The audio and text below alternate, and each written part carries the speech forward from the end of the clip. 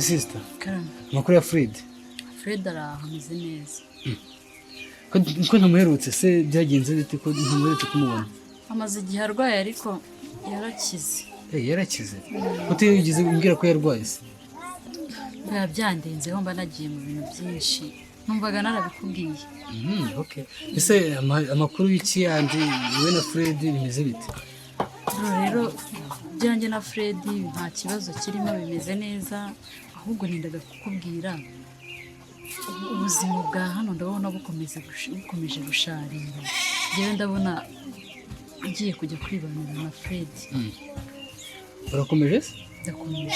Ugiye kujya kwa Fred? Ngiye kujyayo ndabona ibintu bikomeje kugorana. Gataza kwiganiriza papa twumve. Nta kibazo. Ndetse yibwiye papa? Ntabwo ndabimubwira, ndashaka kuza kubicaza nkabibabwira nkumva icyo babivugaho. Okay, ntacyo tuza kuza kubiganiriza papa twumve icyo aza kubivugaho. Nimba arafashe umwanzuro. Rwose ndumva nawufashe. Ni byiza.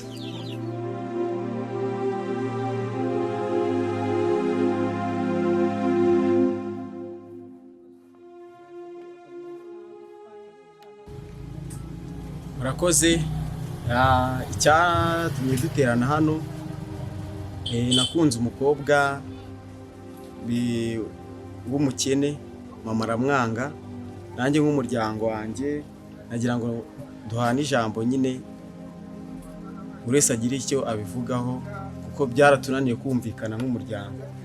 Nagira ngo mama muhe ijambo nawe ababwire uko abyumva. Murakoze. Ego murakoze.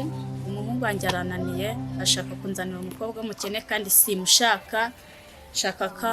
Ashaka umugore ufite amafaranga, na se wabo yagira icyo anyunganira.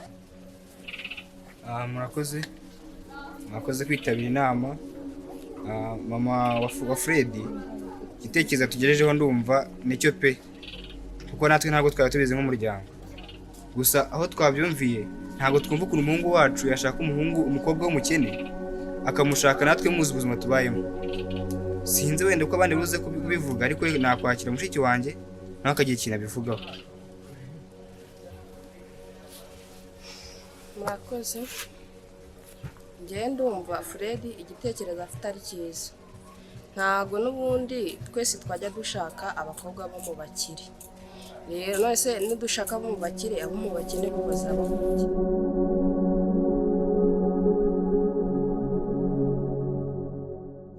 Semuko, ko mbona twicaje ahangana mfite gahunda ngiye kwigiramo. Niye nsanganyamatsiko ushaka kutugezaho? Papa, impamvu nabicaje ahangaha, nabicaje nk'umuryango. Mwarandeze, ndabashimira kuba ngeze ahangaha. Maze kuba umuntu mukuru, rero ikintu cyatumye mbicaza ahangaha nagira ngo mbabwire ko igihe maze kuba umuntu mukuru ndashaka kujya kubana n'umusore nakunze. Umusore akunze? Umusore akunze si ubwo nuhe muko? Wasanga ari ka gasore ngo ni Fred kamwe gacuruza haragura hariya mbona butike yakisigayemo amakarito. Papa, nuwo nta wundi. Nuwo nguwo? Se washakanye na Boneri, kumba mbona ari iwabo bakoze ikofi bafite n'amasambu zabasha kubona n'itaraswenga yo munsi y'urugo. Ubundi uri muri ruka kuri kari gasore mbona butike yakisigayemo amakarito kubera iki? Bakosheri ntiwakabwiye umwana nabi. Ubuse ko nge nagusanze hari amafaranga wari ufite siko yashakanye. Wakemeye umwana agasanga nde umuhungu yakunze. Birumvikana ko twayashakanye. Ariko muri iki gihe bisaba ngo utangire fondation hakiri kare. Ibyo kujya gushakisha se muri Kigali gushakisha gufatisha bisigaye bigoye. Yagubye utangira fondation hakiri kare akajya ku muntu ufite gahunda. Aze papa, reka mbaye nkubaze. Niba umukobwa yarakunze umuhungu, mureka sanga umuhungu yakunze. Urumva? Kumbwa ngo Boneri cyangwa ngo mbwe Fred niyo yakunze. Mwihore Boneri. Kuvuga ngo uri gushaka amafaranga. Uri gushaka amafaranga igihe washakiye warayabonye. So yumvikana. Wowe warayabonye? Bakaritse umwana ukamuburenganzira. Reka umwana ashake uwo yakunze. Ubwo rero abandi bari bafite amafaranga bareke. Ubwo nawe utangiye gupfa mu mutwe. None uburaje no kugenda uraruza umukobwa wo mu muhanda utazi ni wawe utazi naho avuka. Niba nakunze utazi n'imico utazi naho yarere. Ukunda amafaranga papa. Urukundo rwo rwa mbere. Genda uva mwamureka agashaka umukobwa yakunze. Murakoze. Muvandi wese ntacyo bivugaho.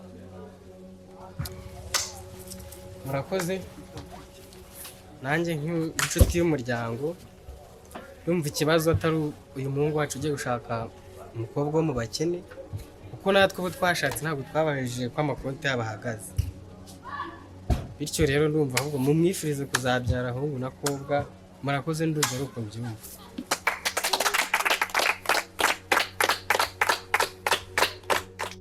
murakoze. ingero babateranirije hano nk'uko mubibona. Icyifuzo cyanjye njyewe nabamenyeshaga ko ngiye kubana n'umukobwa nakunze. Ndumva nta kindi narenzeho kandi mwakoze kuza. Bana banjye ibyo ndabyumva, ni twebwe twaberereye rwose, ndabazi imibereho yanyu uburyo muteye, ariko ibyo byose murimo mumbwira munyumvisha ngo ugiye gushakana na kariya gasore, njyewe ibyo ngibyo ntabwo mbyumva. Azi papa, kariya gasore kagutwaye? Ntabwo mbyumva, ntabwo mbyumva habe namba. Uriya niwe yakunze. Ntabwo uzi uburibwe bwo gushakana n'umusore w'umukene wewe, uzabyemera ari uko ugezeyo. Shere wakaretse umwana, ubuse twabanye kuko ariko bareka umwana agiye kwiroha mu muriro tureba. Oya nta uri gushaka amafaranga. Ngibyo ntabwo nabyumva, nubwo mwabinera mu rushinge ntabwo nabyumva.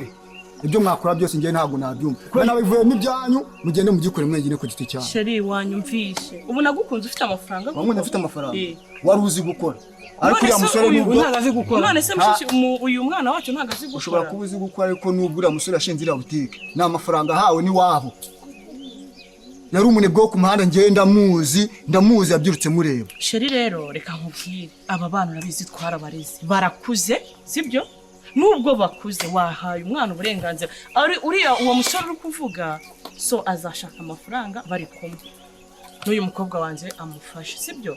Ibyo ndabyumva ko hitamo imaripfa, hitamo neza imaripfa, ariko ngiye uriya musore simushaka, ndanabyanze nanabivuyemo. Ibyo birabareba mwirwarize. Ariko mama papa kubera iki atajya duha uburenganzira? Mwana wanjye ihangane, papa wandaza kumwumvisha buryo ki, ndaza kumuganiriza nijoro, ihangane na musaza warajya kwihanganisha. Mwana wanjye ihangane, ntago mbanga sibyo? Mumaze gukura ni ngombwa usanga umusore wakunze, ihangane sibyo?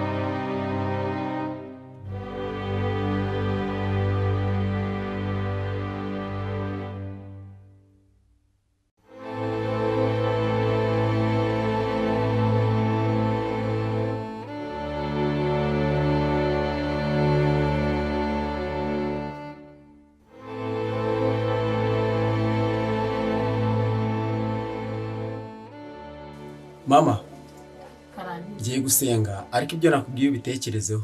Fred mwana wanjye, simbishaka ibyo ntekerezaho, ntabyo nshaka.